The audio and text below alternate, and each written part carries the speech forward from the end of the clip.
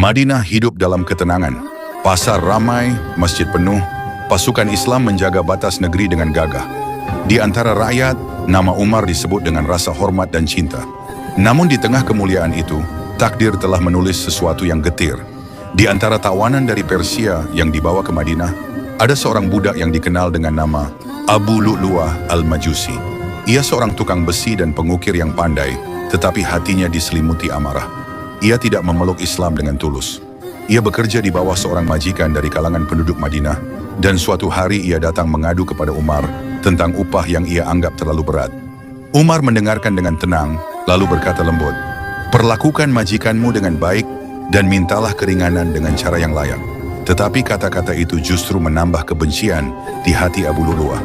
Dalam diam, ia menyimpan dendam yang kelak menjadi luka besar bagi umat.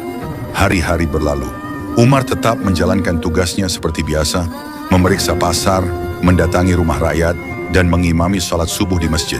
Pada suatu pagi yang sunyi, ketika fajar baru saja merekah, Umar berdiri di mihrab, mengangkat tangan dan bertakbir. Suara makmum memenuhi masjid, suasana hening, hanya terdengar bacaan ayat-ayat suci. Tiba-tiba dari barisan belakang, seorang lelaki menyelinap. Dalam genggamannya, sebilah belati bermata dua yang telah dilumuri racun. Dalam sekejap mata, ia menyerang. Tusukan pertama mengenai perut Umar, lalu yang kedua menghantam pinggangnya. Darah muncrat di antara saf, sementara Umar terjatuh. Suara takbir berubah menjadi jeritan. Abu Lu'lu'ah berlari di antara jamaah, menebas siapapun yang mencoba mendekat. 6 orang terluka parah sebelum akhirnya ia dikepung. Ketika tak bisa melarikan diri, ia menikam dirinya sendiri dan mati di tempat.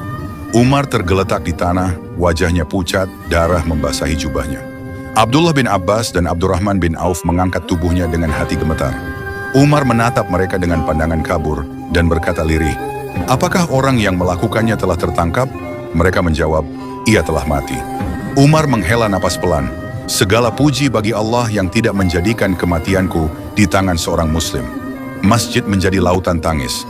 Para sahabat berdiri di sekelilingnya, sebagian menahan air mata, sebagian berdoa. Umar memegang perutnya yang robek dan berkata, "Wahai anakku, pergilah kepada Aisyah, mintalah izin agar aku bisa dikubur di samping 2 sahabatku." Permintaan itu menjadi wasiat terakhir dari seorang khalifah yang hidupnya dipenuhi keadilan dan air mata. Kisah selanjutnya, tonton terus videonya hanya di channel Tera Hati.